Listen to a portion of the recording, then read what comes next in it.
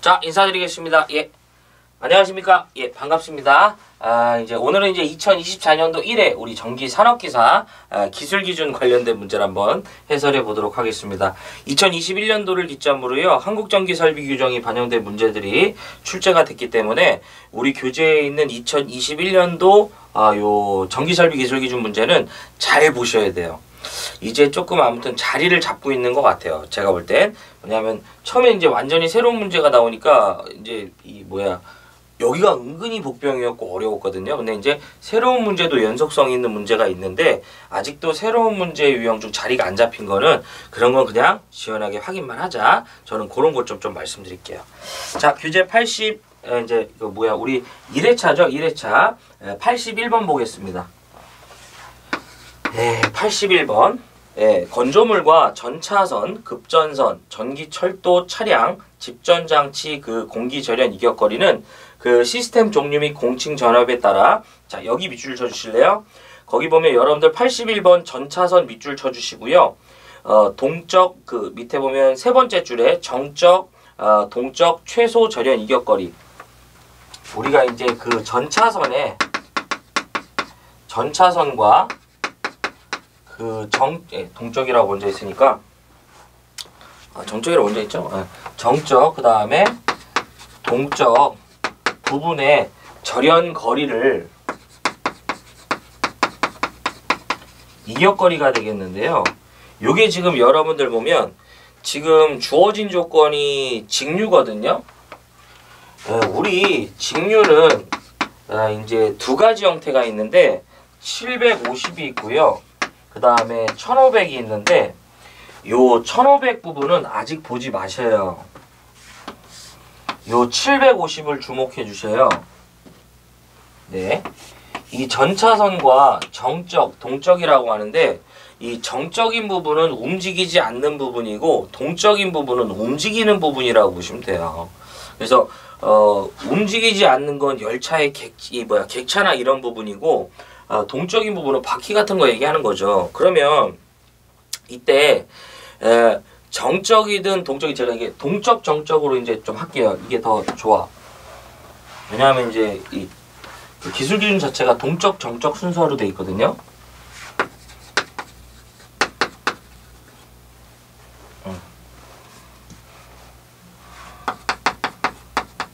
네. 이때 직류의 경우는 동적 부분이 비오염이든 모염이든 다 필요 없어요. 25예요. 요것도 물어봐요. 그래서 비오염이든 오염이든 전부 다 25고요. 여러분도 우리가 하나 주목해야 돼. 뭐냐면 거기 단상교류 있죠. 이 잘 물어봅니다. 지금 전기철도의 단상교류는 전압이 25,000V거든요. 요거 잘 물어봐요. 그래서 동일칠, 지금 제가 단위는 얘기 안 했지만 단위는 전부 밀이에요. 정이칠 요렇게 기억하자. 요거 잘 물어봅니다. 거기 보면 오염이다, 비오염이다 나뉘어 있는데 오염은 신경 쓰지 마시고요. 동일칠, 정이칠 요렇게 기억하자. 동일칠, 그 다음에 정이칠 요렇게. 그리고 요거 직류 750일 때는 25mm라는 거. 얘네들 잘 물어봐요. 요 놈은 이제 전압을 물어봤지만 주로 얘를 물어봐요. 그래서 정답 몇 번이냐면 1번입니다. 합시다.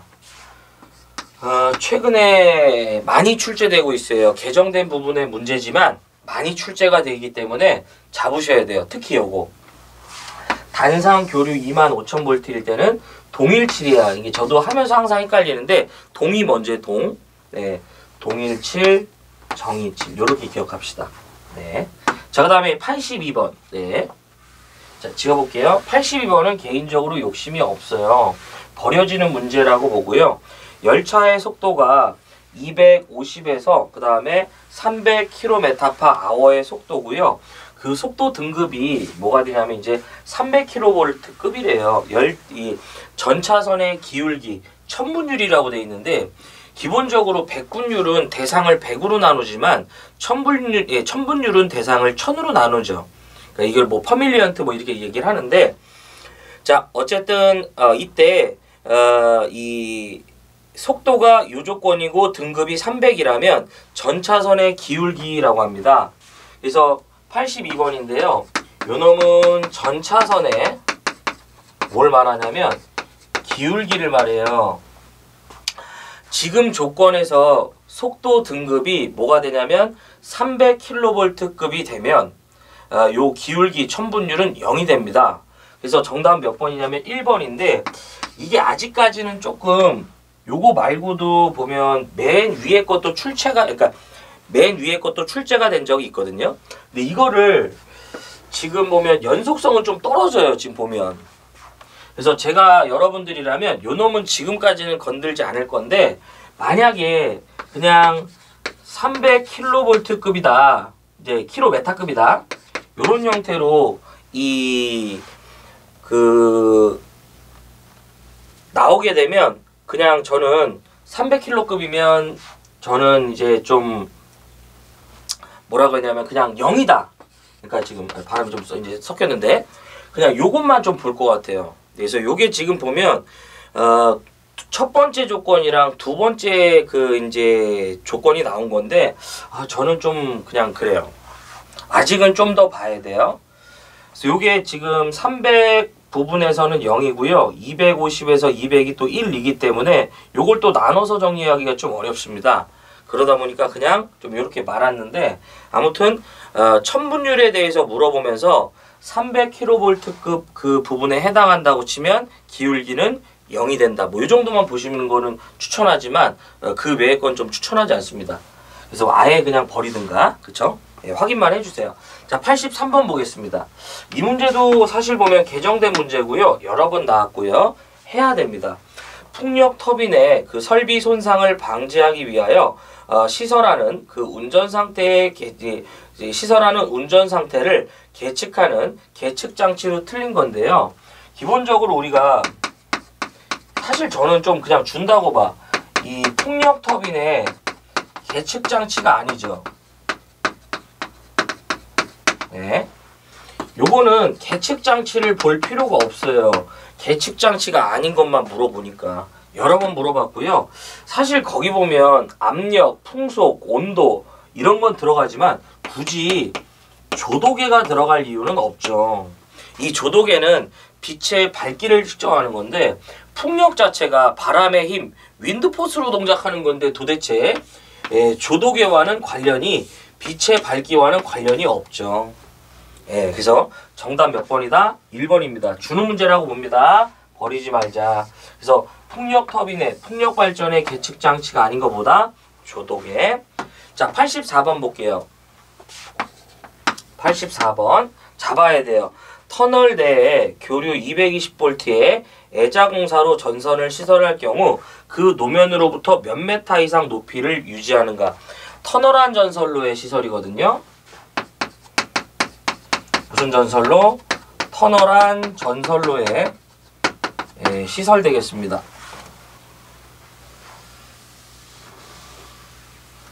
터널안 전선로에 시설되겠다. 요게 이제 여러분들 하나 또 다른 터널안이 있는데 그거는 요렇게 나와. 사람이 상시 통행하는 터널안이 있습니다. 사람이 상시 통행하는 터널안이 있고요. 그냥 터널안이 있는데 아무 조건이 없으면 당연히 뭐예요? 열차나 자동차의 전용 터널이라고 보시면 돼요. 우리 터널안 전선로는 마이너스 0.1에 마이너스 1을 기억해 주시고요. 사람이 상시 통행하는 터널안은 그냥 2.5 나오면 요거 시원하게 찍자. 요거는 굵기가 2.5고요. 높이도 2.5예요. 요게 조금 특이한 게 하나 있는데 그런 거 세세하게 다 볼 수 없어요. 그냥 이렇게 찍어버리셔. 자, 이때 첫 번째가 뭐냐면 터널안 전선로는 기본적으로 저압과 두 번째 고압의 전선의 굵기와 얘네들 높이 물어봐요. 저압일 때 전선의 굵기는 최소 2.6mm 이상의 경동선을 쓰고요. 이제 요 놈은 높이가 최소 위에서 제가 0.1이라고 했죠. 요 수치에서 0.1을 뺀 2.5m 몇 m? 2.5m 이상 높이에 가선한다고 보시면 돼요. 자, 그 다음에 고압일 경우에는 기본적으로 그 굵기는 최소 4mm, 몇 mm? 4mm 이상의 경동선을 쓰고요. 두 번째가 높이는 여기서 마이너스 1을 뺀 3m 이상, 몇 m? 3m 이상 높이에 가설하는 걸 원칙으로 하죠. 지금 문제에선 뭘 물어봤냐면 저압으로서 그 높이를 물어본 거죠. 그렇죠? 220V의 저압 애자공사가 되겠습니다. 그래서 우리 교류는 저압은 1kV 이하에 해당하므로 저압이 되겠죠. 예, 정답 이제 2번이죠. 2번 잡으셔야죠. 그래서 이런 것도 반드시 잡아주셔야 되고, 자, 넘어가 보겠습니다. 자, 그 다음에 85번. 이런 문제는 무조건 잡아야죠. 특고압 가공전선로에 지지물의 양쪽에 경관의 차가 큰 곳에 사용하는 철탑. 자, 이거 좀 지워보겠습니다. 85번은 철탑의 종류가 되겠죠. 보편적으로 보면 우리 기술기준 문제에서요, 웬만하면 철탑의 문제가 빠지지 않고 나오죠. 예. 그래서 보면 85번이죠. 85번 철탑에 뭐가 된다? 예, 종류. 예, 기사실기 가시면요, 지금 정리해드린 철탑의 종류를 5개 쓰래요. 우리 철탑의 종류에서 첫 번째가 직선형 철탑이라고 그래요. 무슨 철탑? 직선형 철탑. 두 번째가 각도형 철탑. 세 번째가 인류형 철탑.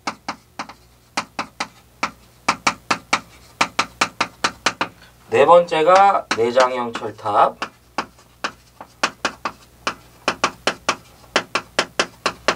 다섯 번째가 보강형 철탑이에요.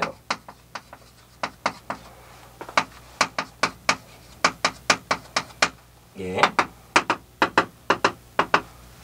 직선형 철탑. 수평각도 몇 도다? 3도 이하죠. 우리 직선형 철탑 수평각도 몇 도 이하? 3도 이하인 개소에 사용합니다.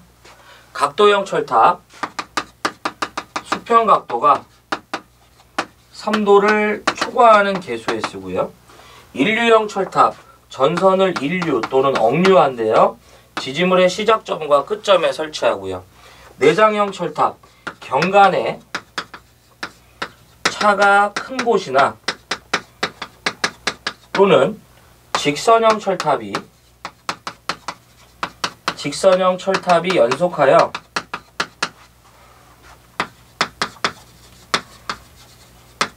(10기) 이상 가선되면 10기 이하마다 1기씩 건설합니다. 이렇게. 보강형은 별도로 물어보는 건 없고요. 종류는 기억해 주시는 게 좋아. 이게 실기 문제로 요거는 이제 물어봐요. 그래서 지금 문제에서 이제 물어본 거 요거죠. 그래서 정답은 몇 번이냐면 1번 되겠습니다. 1번. 자, 86번이에요. 그 전로에 그 대지로부터 절연을 하여야 되는 것은 다음 중 어느 거냐고 하는데, 이게 보면 요즘에 보면 이게 저도 문제를 이제 그 많이 풀다 보면 추세 문제 같아요. 요즘에 이 절연 생략 조건이 좀 요즘 추세상 잘 물어봐요.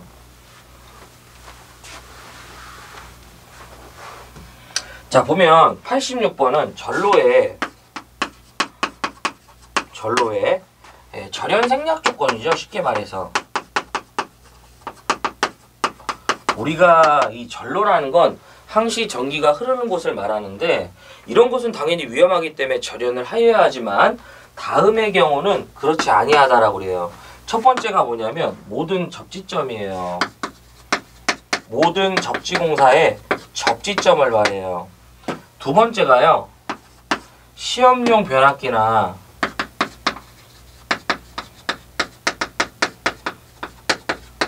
그 다음에 전기로,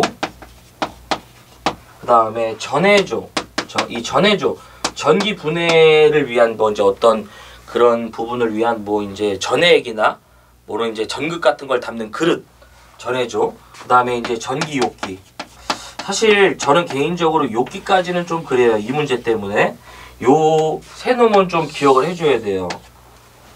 네. 근데 요 문제는 이제 여기까지 기억을 해야 되는 이제 문제였는데, 원래 여기까지는 좀 잘 그렇거든요. 근데 이제 정답 몇 번이냐면 3번 전기 다림인데, 추세상요. 추세상 해야 돼요, 저는. 이거 보면 요즘에 이거 물어보는 그 부분이 많다고, 아무튼 그럽니다. 네. 추세상 요거 지금 보시는 분들은 요 절연 생략 조건 잘 보자. 자, 87번 보겠습니다. 이거는 너무 좀 뭐라고 해야 되냐면 그 뻔한 문제인데, 이것도 이제 사실은 이제 생출 문제는 아니고요. 여러 번 출제됐어요. 자, 보겠습니다. 전력계통의 일부와 전부 전력계통의 전원과 전기적으로 분리된 상태에서 분산형 전원만 이제 이 운전되는 상태를 뭐라고 하냐면 단독 운전이라고 그래요. 우리가 기본적으로 기존의 한전의 대용량 전원 있죠? 네, 수력, 그리고 화력, 그 다음에 뭐예요? 원자력 같은 한전의 대용량 발전과 분산형 전원은 뭐냐면 우리가 아는 태양광, 그 다음에 풍력, 그쵸? 풍력, 태양광이에요, 태양광. 이런 건 그냥 쉽게 편하게 들으세요. 그 다음에 뭐 소규모 열병합, 뭐 이런 것들 다 얘기합니다. 이 발전 방식이 뭐예요? 전력계통에 뭐한다? 연계 운전되는 거죠. 얘네들이 이제 신재생 에너지 개념이 되는 거죠. 근데 만약에 얘네들이 연계 운전이 아닌 단독으로 운전을 이제 그냥 본인만 분산형 전원에 의해서만 운전을 하게 되면 요거를 뭐라고 한다? 단독 운전이라고 그래. 그래서 키워드는 뭐냐면 분산형 전원에서만 운전을 하는 걸 우리는 뭐라고 한다? 단독 운전이라고 하죠. 사실상 요거는 용어 문제예요. 그래서 정답 몇 번이다? 3번이죠. 그렇게 어려운 부분은 아닌 것 같아요. 그리고 몇 번 출제가 됐기 때문에 잡아야 돼요. 그래서 여기서 말하는 분산형 전원이란 수력, 화력, 원자력을 제외한 소규모 발전 방식들을 우리는 분산형 전원이라고 그래요. 사실 요걸 연계 운전할 때 되게 어려움이 많습니다.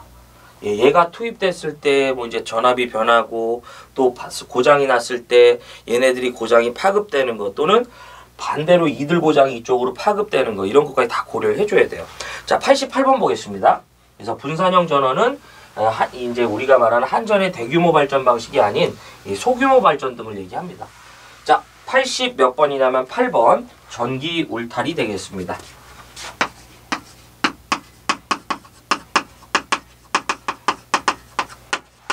전기 울타리의 시설 되겠습니다. 자, 이건 먼저 좀 써놓고 나서 좀 말씀드릴게요. 요것도 3가지 정도만 여러분들이 기억해주면 기출문제 푸는데 전혀 관련이 없어요. 문제가 없습니다. 자, 첫 번째가 사용전압은 이 전기 울타리, 여러분들 사파리 같은 데서 쉽게 볼 수 있죠? 우리 250V, 몇 볼트? 250V 이하일 것이에요. 두 번째가요, 전선의 굵기입니다. 두 번째, 우리 전선의 굵기는 최소 2mm 이상의 전선을 쓰는데, 여기서는요 특이하게 요놈만 좀 인장 강도를 기억해주면 좋아요. 1.38 kN 이상이 됩니다. 네, 얘는 전선의 굵기를 물어볼 때 굵기가 아닌 인장 강도로 물어보는 적이 좀 있었어요, 요놈은. 그 다음 세 번째가요, 수목과의 이격거리예요. 전기 울타리와 수목과의 이격거리는 0.3m인데 맨날 요 수치를 잘못 냅니다. 이상 이격시키는 거죠. 자, 문제 풀어볼게요. 전기 울타리의 시설에 관한 설명 중 틀린 거 이미 틀렸네, 그쵸? 1번 사용전압은 600이 아니라 얼마예요? 250이라고요. 그쵸? 1번 나가리. 2번 맞고요. 3번 맞고 4번 다 맞습니다. 그래서 정답 몇 번이냐면 1번 잘못됐다. 이런 문제 틀리시면 안 되죠. 자, 그 다음에 89번. 네. 가공전선로의 그 지지물에 취급자가 오르고 내리는데 사용하는 발판 볼트의 높이인데요. 주는 문제죠. 우리가 사용하는 발판 볼트의 높이인데, 요 발판 볼트의 최소 높이는 몇 메타? 1.8m 되겠습니다. 그래서 우리가 지금 배전선로의 지지물을 보면요, 이 전주에 사람이 승주할 수 있게 이렇게 구멍이 뻥뻥 뚫려 있어요. 그럼 우리는 여기다 이런 거 끼우죠. 그쵸? 이렇게 끼우잖아요. 네. 요 높이를 얘기하는 거예요, 요거. 요게 몇 메타다? 1.8m. 예. 요즘에 보면 이 작업을 잘 안 합니다. 보통 이제 이렇게 이제 이 작업을 할 때 이렇게 하지 않고요. 예전에 이제 이렇게 올라가서 여기 이렇게 띠 둘렀단 말이에요. 근데 지금은 전부 다 바가지차 불러주죠. 안전을 위해서. 제가 봐도 그게 맞아. 예. 괜히 인명사고 날 바에는 예, 이렇게 해주는 게 맞아요. 그래서 정답 몇 번이냐면 2번 되겠습니다. 잡으셔야죠. 많이 출제됐어요. 자, 90번 보겠습니다. 네. 고압 가공전선으로 ACSR을 사용할 때 그 전선의 안전율은 얼마 이상의 이도로 시설하는가라고 되어 있네요. 자, 그래서 90번은 가공전선에 보다 안전율 되겠습니다.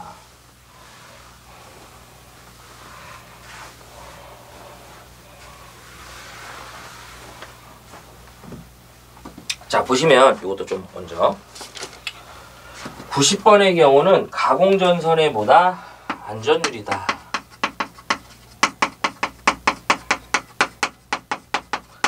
이 안전율은 우리가 무엇을 결정할 때 쓰냐면 바로 이도를 결정할 때 사용하죠.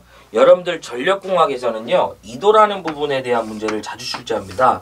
이도라는 건 이렇게 전주와 즉 지지물과 지지물 사이에 우리 떨어진 거리를 우리는 뭐라고 한다? S, 경간이라고 그래요. 이걸 스판이라고 하기 때문에 S라고 하는 거야.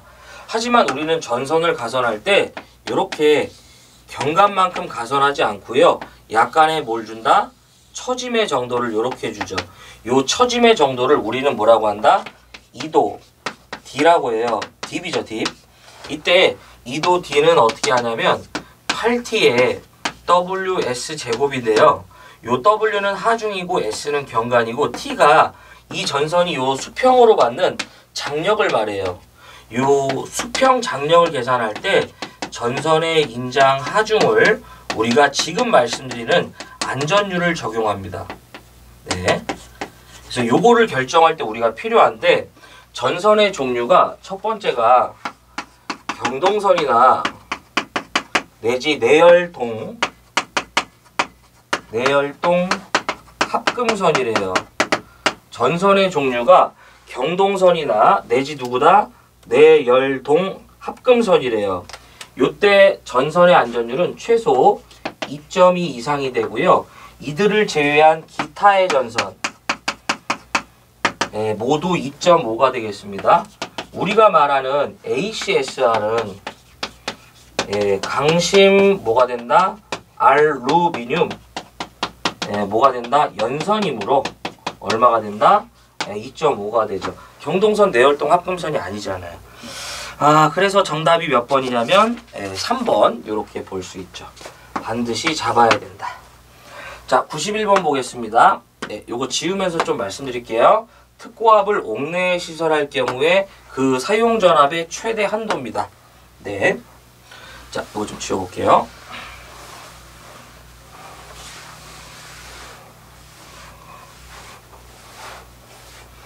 자, 먼저 91번인데 91번은 저는 좀 요렇게 좀 정리해 볼게요. 전압에 따른 91번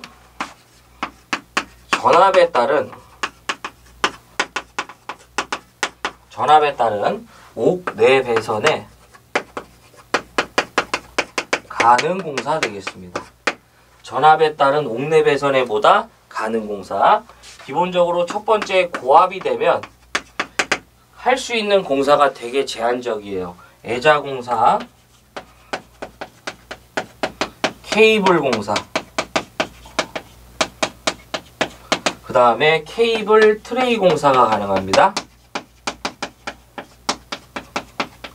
네. 하지만 두 번째가 특고압이 되면 다 되는 건 아니에요. 특고압의 제한 전압은 100kV 이하까지입니다. 이때는 케이블 공사를 할 수 있고요. 그 다음에 케이블 트레이 공사를 할 수 있어요. 여러분들 이제 이 케이블 트레이는 뭐냐면 우리가 이제 지하실이나 이제 EPS실 같은 데 또는 전기실에 가다 보면 이렇게 천정이든 천정 이제 벽면이든 이렇게 사다리 형태의 시설물이 있고요. 수많은 케이블이 이렇게 일률적으로 이렇게 배치된 공사. 요거를 뭐라고 한다? 케이블 트레이 공사라고 그래요. 자, 이때 문제에서 물어본 건 뭐냐면 거기 보면 이제 특고와 목내 배선의 제한 전압이죠. 몇 킬로볼트? 100kV입니다. 물론 이 케이블 트레이가 35인데요. 그런 거 신경 쓰지 마셔요. 예, 어차피 100을 물어봐. 그래서 정답 몇 번이냐면 이제 3번 되겠습니다. 그쵸? 요거 물어본 거죠. 자, 그 다음에 이제 사용 전압이 22,900V의 그 가공 전선이 뭐를 횡단한대요? 철도를 횡단할 경우에 그 높이죠. 이 주는 문제죠. 우리 기술 기준에서요. 철도를 횡단한다고 나오면 무조건 얼마입니까? 6.5잖아요. 네. 하지만 이제 이 부분을 좀 같이 한번 테마별로 묶어서 이것도 제가 한번 이쁘게 정리해 볼게요. 자, 보시면요. 네. 92번인가요? 예. 92번은 가공전선의 무슨 전선? 가공전선의 지표상 높이 되겠습니다. 자, 첫 번째가 이제 조건이 되겠고요. 조건. 첫 번째 저고압이 되고, 두 번째가 특고압인데, 시가지 외를 말하고요. 그 다음에 특고압인데, 뭘 말한다? 시가지를 말한다라고 보시면 돼요. 자, 우리 조건에서 보면 항상 우리 조건은 도철행입니다. 도, 그 다음에 철, 그 다음에 횡이고요. 여기서는 기타 조건이라고 해서 위 사망을 제외한 나머지 부분을 물어보기 때문에 야 이거 저렇게 날아갔네. 잠시만. 예. 예. 위 사망을 제외한 나머지 부분이기 때문에 우리가 이렇게 기타 조건을 물어봐요. 여기서 도는 뭘 횡단하냐면 도로를 횡단하고요. 철은 철도를 횡단하고요. 횡은 횡단보도교 위가 되죠. 네. 그 다음에 기타가 되겠습니다. 우리는 시가지다, 시가지외다 언급이 없으면 누가 기준이다? 시가지외가 기준이고요. 항상 시가지는 시가지라고 줍니다. 먼저 가공전선이요. 도로를 횡단한다고 나오면 그냥 무조건 6입니다. 역시 철도를 횡단해도요. 무조건 6.5예요. 주는 문제야. 여기서 걸리면 자, 이때 횡단보도교 같은 경우에는 기본적으로 3.5m 이상 높이에 설치하는데 그 자체가 만약에 절연전선 내지 케이블이다. 이런 조건 부합되면 3m죠. 얘네들은 보는 게 아니라고 이제 말씀드렸고요. 기타 조건에서는 지표상 요놈은 지표상 몇 메다? 5m 이상. 얘는 지표상 5m 이상 높이에 설치하는데 다만 전선이 절연전선 내지 케이블이면 4m 되겠습니다. 이렇게. 자, 그 다음에 특고압 시가지 외죠. 이때 기본적으로 35kV 몇 kV? 35kV 이하라면 기본적으로 얼마? 5m 이상 높이에 설치합니다. 하지만 대상의 전압이요 160kV 이하가 되면 기본 6m입니다. 하지만 요게요 뭐라는 조건이 붙냐면 산지라는 조건이 부합되면 5m입니다. 자, 이제 160을 초과해요. 160을 초과하면 기술 기준의 단수 잡아주시면 되는데 조건이 산지면 5고요. 산지면 5. 산지가 아니면 6부터 출발하시면 돼. 여기에다가 단수에 0.12m 이렇게 잡아주시면 되죠. 자, 그 다음 특고압 시가지로 오면 기본적으로 35kV 이하가 되면 기본 10m입니다. 하지만 조건 자체에서 절연전선이라는 조건이 있다면 8m입니다. 이렇게. 자, 그 다음에 35를 초과한대요. 이때는 똑같이 단수를 적용하면 되는데 이때는 8의 시가 없어요. 안 나와. 기본 10에다가 단수에 0.12m 이렇게 잡으시면 될 것 같아요. 그래서 이렇게 해서 우리가 정리를 해보면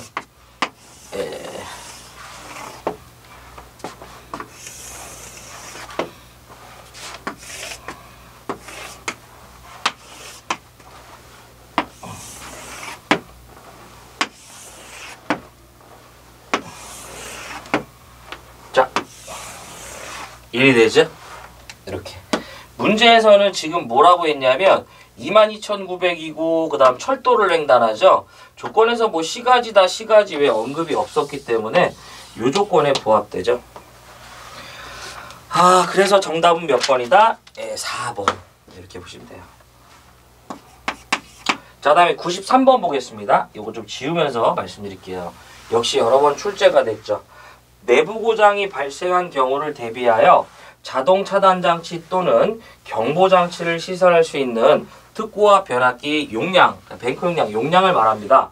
용량의 구분으로 알맞은 것은 자, 93번이죠. 특고와 변압기의 내부 고장 보호 장치죠. 이 고장에 대해서 아예 언급을 줬어요. 무슨 고장이다? 내부 고장이라는 거. 이때 들어올 수 있는 이 보호 장치는 경보 또는 경보 장치나 내지 자동 차단 장치, 보호 계전기 와야 된다는 얘기예요. 자, 그러면 첫 번째가 그 변압기 용량이 5,000 이상 5,000 kVA 이상이고요. 그 다음에 10,000 kVA 미만이면 이러한 용량에 대해서는 내부 고장에 대해서는 경보 또는 자동 차단 장치를 시설합니다. 둘 다 시설한다는 얘기가 아니고요. 둘 중에 하나만 둬도 된다 이런 뜻이고, 두 번째가 이번에는 용량이 10,000 kVA 이상이 되는 순간 무조건 자동만 와야 돼요. 자동 차단 장치만 시설합니다. 그 다음에 세 번째가요. 바로 뭐가 되냐면 탄행식 변압기. 무슨 변압기? 탄행식 변압기라고 그래요. 이 냉각 장치가 외부에 있다 이런 얘기예요. 대표적으로 풍냉식과 수냉식이죠. 탄행식 변압기의 냉각 장치의 고장 시에는 우리가 어떤 보호 설비를 두냐고 하는데 경보 장치를 시설합니다. 이 정도 보시면 될 것 같아요. 그래서 문제 조건에서 부합되는 내용은 이 정도입니다. 그래서 지금 경보나 자동 차단 장치를 둘 수 있는 경우이기 때문에 2번 조건이 맞죠. 여러 번 나왔으니까 잡으셔야 돼요. 자, 그 다음에 94번 220V 전동기의 절연 내력을 시험할 때 전압을 물어봤네요. 이것도 좀 지워볼게요. 자, 우리 이 절연 내력 시험인데 절연 내력 시험 전압에 대해서는요 개별적으로 정리하지 마시고요. 제가 이렇게 한 번에 세트로 정리한 이 내용을 기준으로 문제 푸시면 되니까 여러분들 제가 정리해드린 대로 보시는 게 좋습니다. 보시면은 몇 번이냐면 여러분들 94번이죠. 먼저 좀 정리하고요.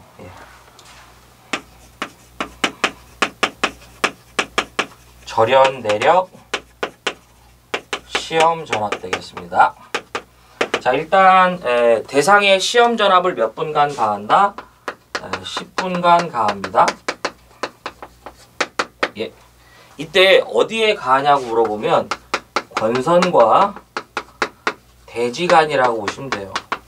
자, 이거 기억하실 때 비, 접, 그 다음에 다, 직 요렇게 기억해 주시면 됩니다. 자, 이때 B는 뭐가 되냐면 중성점 비접지식을 말해요. 자, 또 하나가 우리가 아무 말도 없는 접지, 언급이 없으면 얘가 기준입니다. 그 다음에 두 번째가 중성점 접지식을 말하고요. 다는 중성점 다중접지식을 말해요. 직은 중성점 직접 접지식을 말합니다. 자, 그러면 우리가 비접지, 접지에 대한 언급이 없으면 비접지라고 보시면 돼. 이때는 7kV 이하, 내가 측정코자 하는 그 대상이 7kV 이하라면 대상의 전압에요. 대상의 전압에 1.5배의 배수를 한 시험 전압을 10분간 가하는데 조건이 있습니다. 요 최저 전압이 500V예요. 무슨 얘기냐면 내가 이런 조건에서 계산을 하였는데도 불구하고 그 결과치가 500보다 작으면 시험 전압은 500이야 라는 얘기예요. 그 다음에 7kV 몇 kV? 7kV를 초과하면 대상의 전압에 1.25배 몇 배? 1.25배의 배수를 가하고요. 이때 최저 전압은 1500V 되겠습니다. 네. 중성점 접지식이죠. 이때는 대상의 전압에 몇 배? 1.1배. 이때는 전압에 대한 기준을 볼 필요가 없어요. 접지라는 그 부분을 보고 들어가시면 돼. 역시 최저 전압이 75,000V의 기준이 있고요.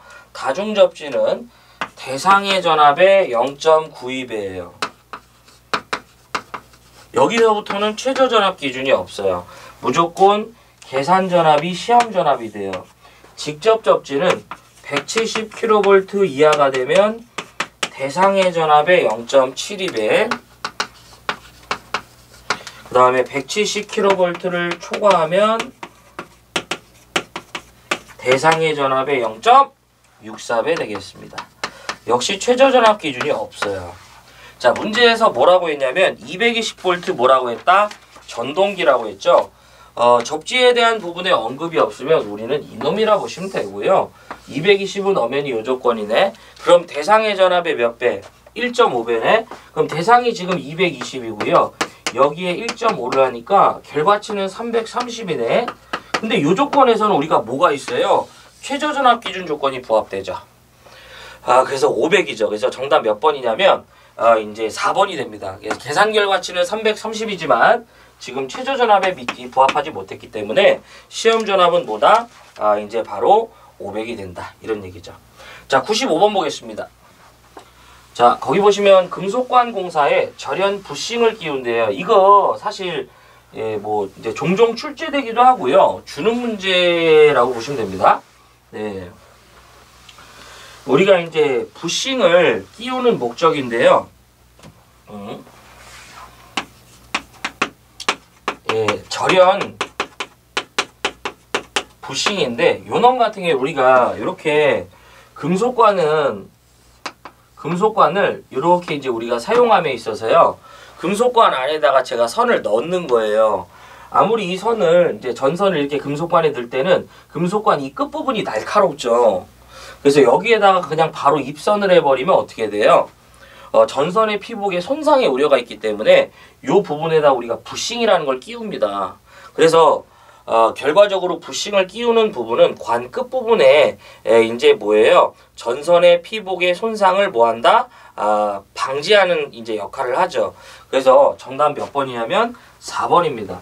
이 절연 부싱의 목적은 관에 이제 전선을 입선할 때 전선에 뭘 보호한다? 피복, 절연도를 보호하죠. 주는 문제예요. 96번. 여러분들 이 96번은 사실 보면 제가 85번에서 정리를 할까 했는데 그냥 좀 정리를 좀 별도로 할게요. 버려지는 문제고요. 네.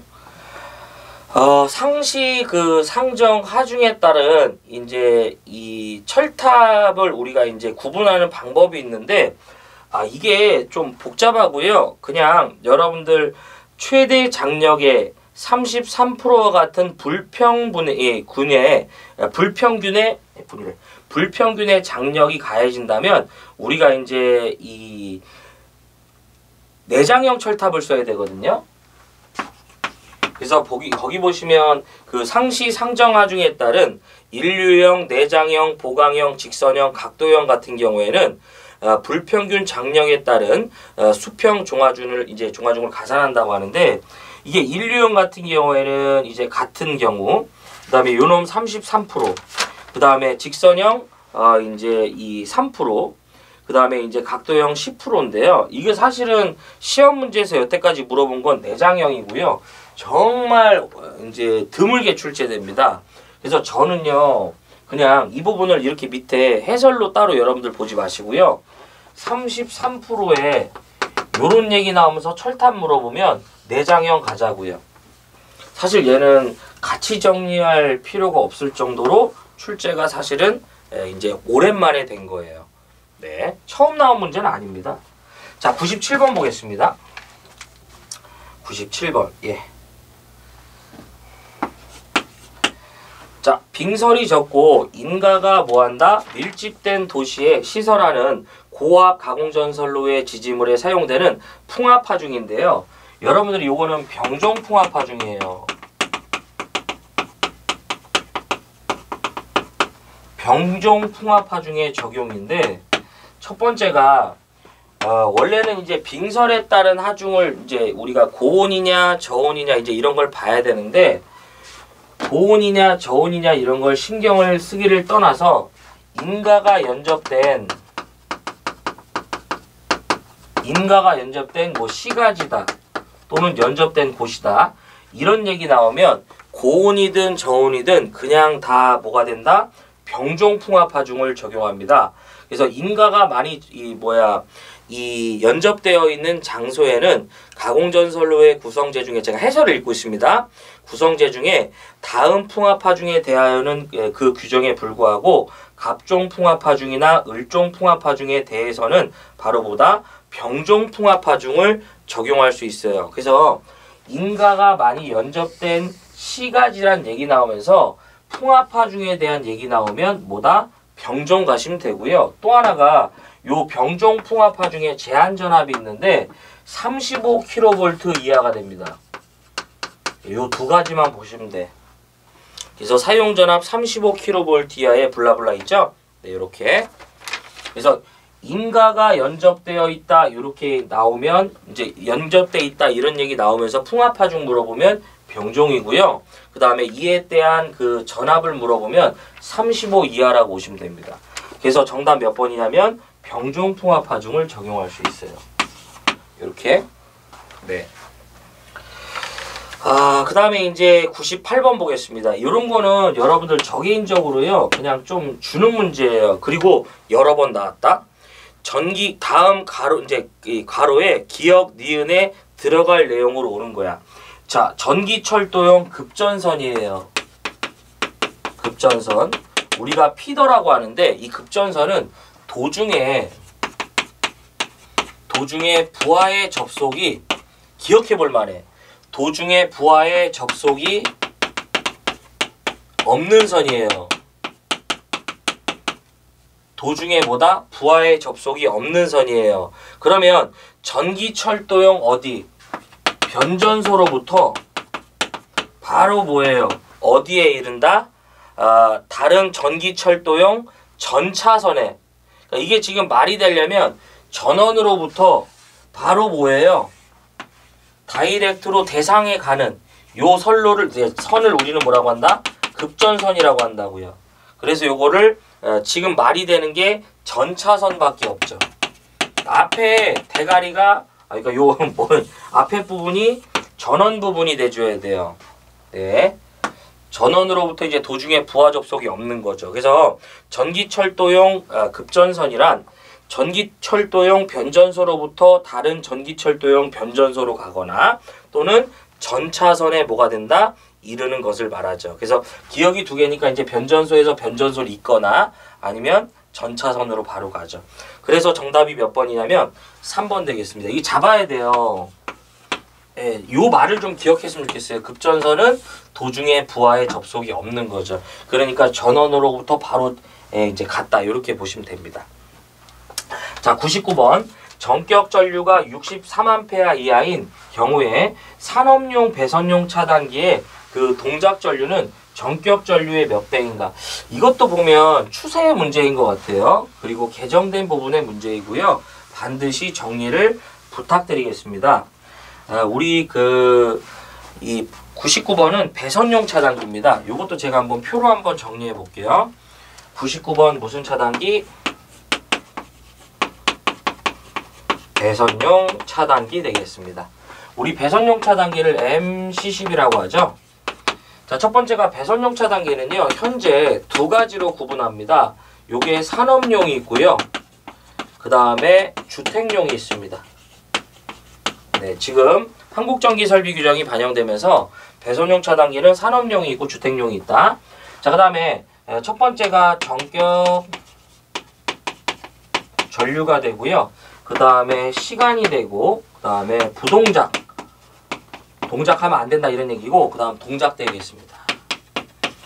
자, 얘는 그나마 좀 괜찮아. 이 배선용 차단기는 63A 이하냐, 63A 초과냐로 볼 수 있고요. 주택용도 63A 이하냐, 그 다음에 63A 초과냐로 볼 수 있어요. 네, 이때 시간을 잠깐 좀 넘어가고요. 63A 이하든 63A 초과든 산업용 차단기의 부동작 배수는 1.05배예요. 자, 얘네들 둘 다 위아래가 같아요. 그러니까 외워볼 만해. 주택용 같은 경우에는 1.13배예요. 자, 요놈도 1.13배. 동작 배수는요, 1.05배를 초과하고 1.3배 이하에서 둘 다 있고요. 요놈은 1.45배가 되겠습니다. 이러한 전류가 흘렀을 때 1.45배예요.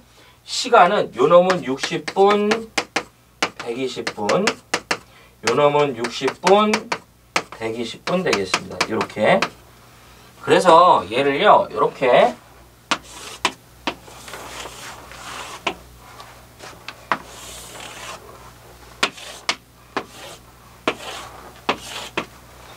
자, 표를 그리면 1이 되죠. 자, 이렇게 볼 수 있네요.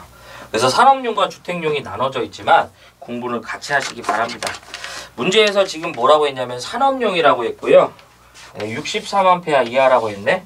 그러면서 뭐예요? 동작 전류 물어봤는데 몇 배? 1.3배. 그래서 정답 몇 번이다? 3번 볼 수 있네요. 자, 그 다음에 100번 라스트 문제죠. 하셔야 됩니다. 22,900V 특고압 가공전선을 어디에? 시가지에 이제 이 시설을 할 때 이때 전선은 21.567 kN 이상의 연선 또는 이 몇 스퀘어 이상의 이제 연선을 사용해야 되는가라고 하네요.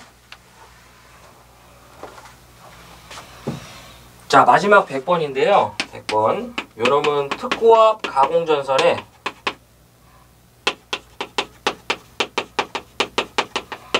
시가지에, 그러니까 저는 그냥 특고압 가공전선의 굵기라고 할게요. 요거 지금 시가지라고 보시면 돼요. 네. 자, 이때 여러분들 요놈은 시가지 외면 22스퀘어입니다. 이거 확인만 해주셔, 이런 거. 22스퀘어. 자, 첫 번째가 지금 이 문제처럼요. 100kV, 뭐 100kV 미만이라면 기본적으로요. 우리는 최소 55스퀘어, 몇 스퀘어? 55스퀘어 이상의 경동연선을 쓰는 거예요. 두 번째가 그냥 교재에서는 100 이상이라고 했지만 170kV 이하라고 보시면 돼. 자, 170kV 이하일 때는 기본적으로 150 되겠습니다. 근데 여기서요, 여러분들 하나 더 나와. 뭐냐면 170kV를 초과해요. 170kV를 초과하면 우리는 얼마다? 240입니다. 그래서 이렇게까지 같이 정리하자. 이렇게 하면 특고압 가공전선의 이제 이 시가지에 대한 굵기가 끝나요. 혹여 시가지가 20인데 이 거의 출제가 되지 않습니다. 혹시 이제 시간이 되면 한번 보시기 바라고요. 그래서 22,900이니까 지금 요 조건 들어가죠. 그래서 우리 이제 여러분들 이렇게 좀 기억하시면 좋아요. 그냥 우리 기술 기준에서 특고압 가공전선의 굵기 물어보면 100보다 작으면 55. 요게 154로 나오거든요. 154 나오면 150. 왠지 154보다 큰 거 같아. 그러면 150보다 큰 거 찍으시면 돼. 보기가 하나밖에 없어. 그래서 이렇게 정리하셔도 됩니다.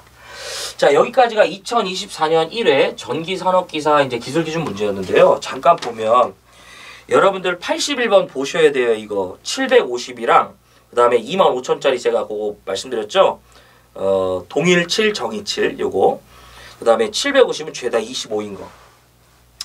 82번은 좀 이제 버려주셔요. 이건 지금 좀 더 봐야 돼. 그쵸? 83번 새로운 거지만 해야 된다. 84 해야죠. 85, 86, 그 다음 87, 88 보고요. 89, 그 다음 90, 91 보시고, 92 보셔야 돼. 93 보시고요. 94 보셔야지. 95번 보시고, 96번 버려지는 거예요. 버려. 97번 보시고, 98번 이제 개정된 부분의 용어 문제지만 보셨으면 합니다. 저는 급전선 도중에 부하 접속이 없이 바로 가는 전선, 이제 직행, 우리가 급행열차 생각하시면 좋죠. 그 다음에 99번 하셔야 되고요. 100번 하셔야 돼요. 여러분들 특히 이제 99번은 개정된 부분이기 때문에 요 보호설비 문제라서요. 실기 문제랑 좀 예민합니다. 요즘에 보면 이제 기사실기가 은근히 KC 규정 복병이 많이 나오거든요. 나중에 이제 필기를 합격하시면 실기를 또 봐야 되기 때문에 미리 공부하시면은 뒤에서 조금만 공부하시면 다시 회복할 수 있어요. 자, 어쨌든 여기까지가 2024년 1회 전기산업기사 기술기준에 관한 해설이었고요. 제가 뭐 이제 특별히 중요하게 생각하지 않는 문제들은 여러분들 그냥 편하게 보셨으면 좋겠어요. 예, 문제 풀어보시면 압니다. 예, 여러분들 시청해주시느라 고생하셨고요. 내용 정리 잘 부탁드리겠습니다. 고맙습니다. 물러가 보겠습니다.